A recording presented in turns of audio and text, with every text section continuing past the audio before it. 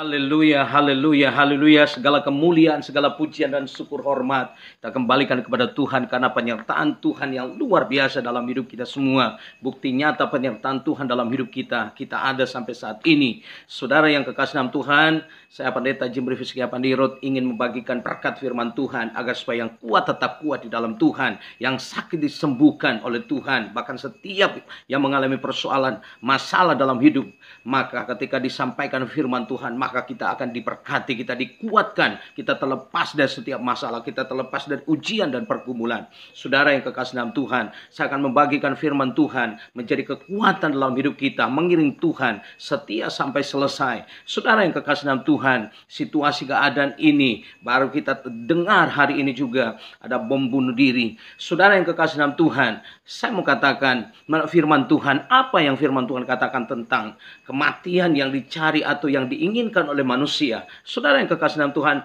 melalui video ini saya akan membahas firman Tuhan agar supaya kita, orang yang percaya, orang Kristen yang percaya kepada Kristus, fokus kita kepada Tuhan. Pergumulan boleh datang, masalah boleh datang, tantangan dan ujian pergumulan boleh datang dalam hidup kita. Memang pada faktanya terkadang kita tidak kuat, terkadang kita tidak mampu menghadapi situasi keadaan yang sulit yang membuat iman kita goncang. Tapi saudara yang kekasih dalam Tuhan, ketika kita mengambil keputusan yang salah, maka saudara yang kekasih dalam Tuhan, tujuan kita akan jadi fatal. Saudara yang kekasih dalam Tuhan, tujuan kita dalam dunia ini hanya dua hal, surga atau neraka. Oleh sebab itu melalui firman Tuhan ini saya akan menjelaskan secara detail bahwa mati bunuh diri adalah dosa yang tidak dapat diampuni. Oleh sebab itu saudara yang kekasih dalam Tuhan, yang menjadi fondasi kita, yang menjadi kekuatan kita, saudara, melalui firman Tuhan.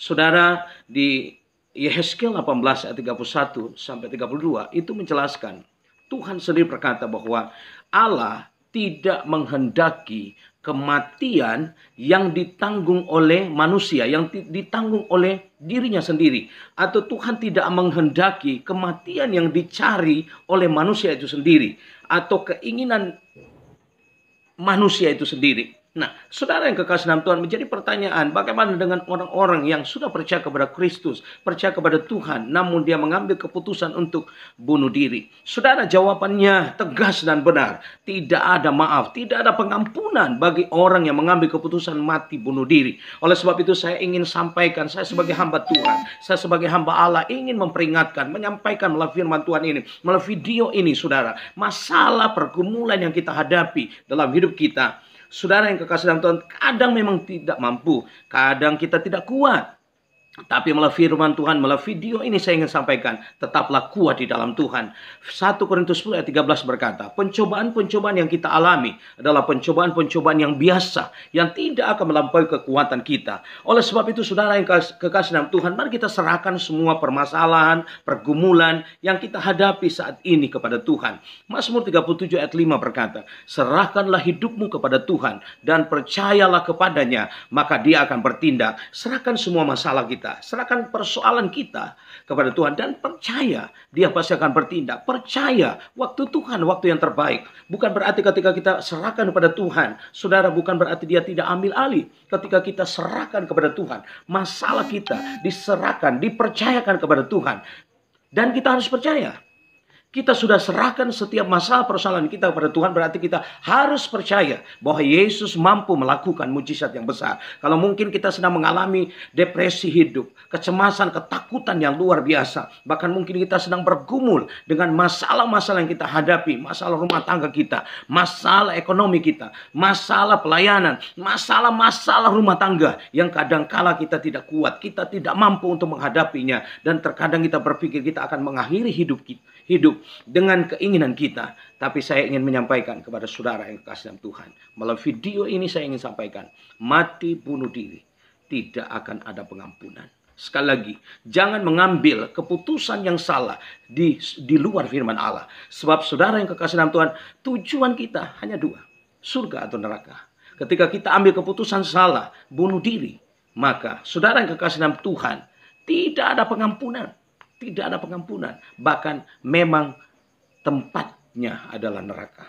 Jadi saudara yang kekasih dalam Tuhan, melalui firman Tuhan ini, melalui video ini, saya ingin mengingatkan, jangan pernah mengambil keputusan yang salah. Mari kita serahkan semua kehidupan kita, masalah persoalan kita hanya kepada Kristus. Sebab Tuhan sanggup menolong kita, Tuhan sanggup memberkati kita, Tuhan sanggup melepaskan kita, Tuhan sanggup mengambil alih setiap masalah kita. Oleh sebab itu saya sudah katakan tadi, serahkan, Mazmur 37:5, serahkanlah hidupmu kepada Tuhan. Serahkan semua kekhawatiran, kecemasan, ketakutan, persoalan rumah tangga, persoalan ekonomi, pekerjaan, usaha, bisnis kita kepada Tuhan.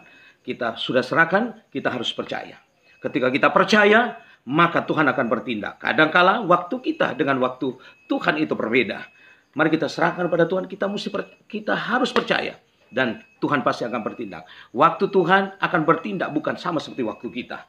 Tetapi ketika Tuhan yang bertindak, Tuhan tidak pernah terlambat. Ingat saudara, Tuhan tidak pernah terlambat untuk menolong kita. Tuhan tidak pernah terlambat untuk menyembuhkan kita. Tuhan tidak pernah terlambat melakukan mujizat dalam hidup kita. Tetapi saudara yang kekasih dalam Tuhan, butuh kesabaran, waktu, agar supaya saudara yang kekasih dalam Tuhan, segala sesuatu yang Tuhan rancangkan, indah pada waktunya Tuhan akan melakukan.